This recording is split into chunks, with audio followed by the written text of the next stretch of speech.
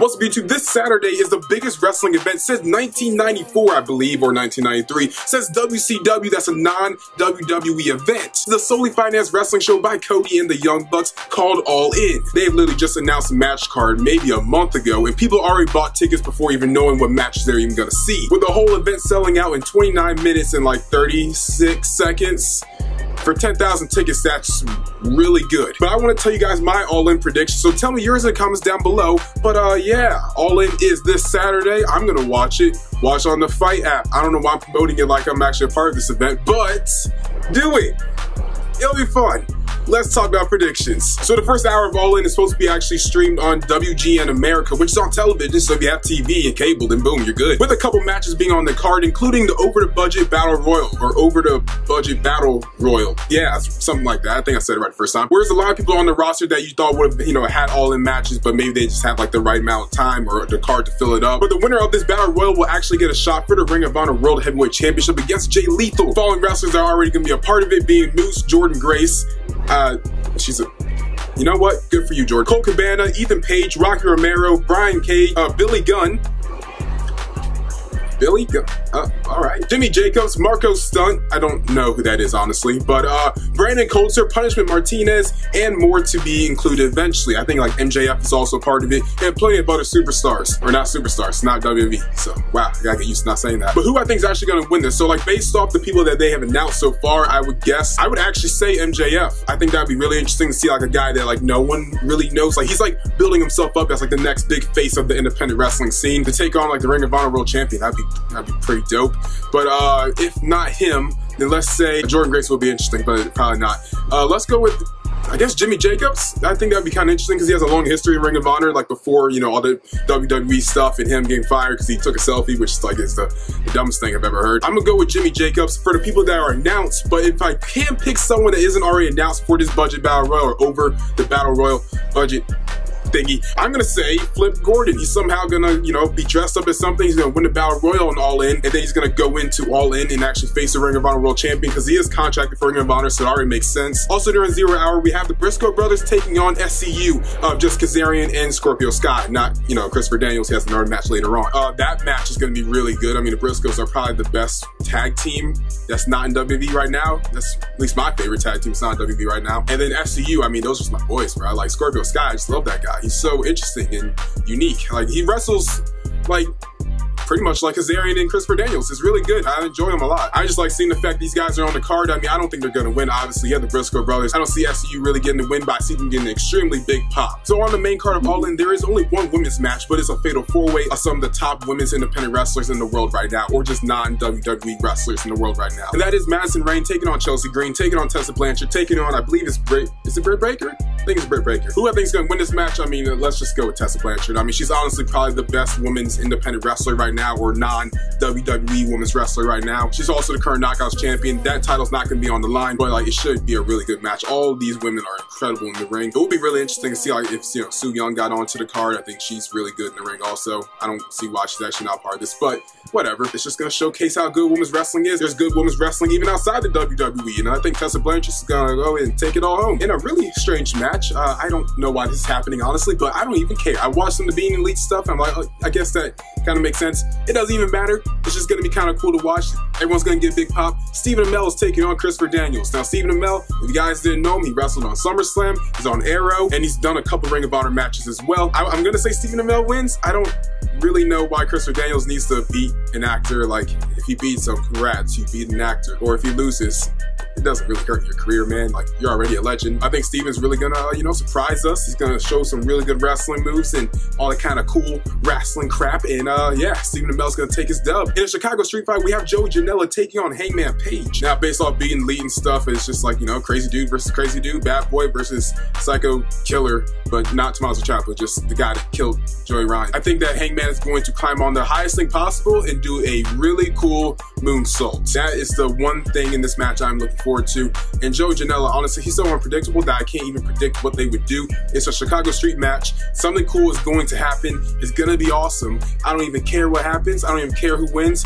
Let's say Hangman wins. A win for both these guys only elevates them, and a loss doesn't really hurt either one of them also, so it really doesn't matter who wins this. But let's just give it to Hangman. Why not? I feel like that guy doesn't win enough, so let's just go with Hangman. I like Hangman. I feel like he's underrated. People who don't respect him enough. It's disappointing. Give it to Hangman. Sorry, bad boy. Hangman's gonna do some flippy stuff and then hit a stop sign over your head or something. He's gonna win. Now, because Marty Scurll is a heavyweight, now he decided he's going to be taking on, or All In decided he's going to be taking on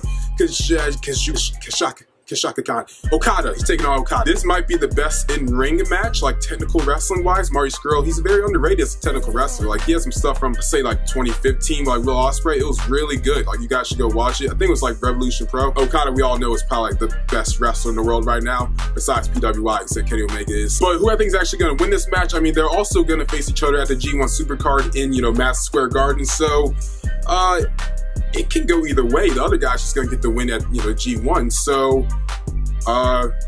let's just give it to Okada, and then Marty can win at the G1. Also, Okada lost his title this year, so like he needs like a really big win, kind of put himself back on track, as I'm still really freaking good at wrestling and stuff. So yeah, let's give it to Okada. Okada's gonna win. Marty, he's like an underdog but villain. I just like Marty. He's just an entertaining dude. He'll get his win back. Yeah, let's just give it to Okada. So for the ROH World Heavyweight Championship, it's going to be Jay Lethal taking on whoever decides to win the Battle Royal. I said Jimmy Jacobs. I've also said Flip Gordon. I also said Jordan Grace earlier. Regardless of who wins this, it's going to be Jay Lethal who's going to retain his ROH World Championship. I don't see Jay Lethal dropping this title at All In. Also because I think it's going to be another major world title change that I don't think they're going to have two belts change at the same time on one show. I just don't see that happening. I'm going to go ahead and just say whoever it is, Jay Lethal's going to have a 5-star, 6-star, maybe 22-star match, and then Jay Lethal's going to retain. IWGP Heavyweight Champion Kenny Omega is going to be taking on Pentagon Jr. I said earlier that Okada and Scurll might be the best in-ring match. If it's not that, it's going to be this. Bottom line. Pentagon Jr. Just watch like his match with Sami Callihan at Slammiversary. If that doesn't tell you how good he is, I don't know what you're watching. And then Kenny Omega, just type in his name, view stuff. You'll enjoy all of it. This will probably be the best in-ring match, but like there's no big significance behind this, is there? Because like there's no build-up between these guys. Like they have nothing to really feud over. Like they wrestle in completely different like companies. Like Kenny Omega, he's out in Ring of Honor and New Japan, definitely New Japan right now. And then you have Pentagon, who's like Impact and MLW, and he's just not involved at all with Omega and anything he's doing right now. So I don't really see a point in this match besides just like two awesome wrestlers just fighting. So whatever really happens between these guys, it doesn't affect either one of them. So, but I'm gonna say Omega wins only because like he's the IWGP Heavyweight Champion. Pentagon's definitely not gonna beat their world champion, because then he's technically inclined for a title shot and he's not part of New Japan's roster. So I don't think that's gonna happen. I think it's just gonna be a really good wrestling match. Like I keep saying for almost every match on this card, it's just gonna be a really good wrestling match. I just can't see Pentagon winning this. Now, what I thought was supposed to be the main event, apparently it probably isn't going to be, based off rumors and whatnot. For the NWA World Heavyweight Championship, it's gonna be Cody Rhodes taking on the NWA World Heavyweight Champion, Nick Aldous. Now, Nick, man, we've had a lot of laughs and good times, told a lot of stories, but I think today's the day, man. Saturday is the day that you might take your L, man.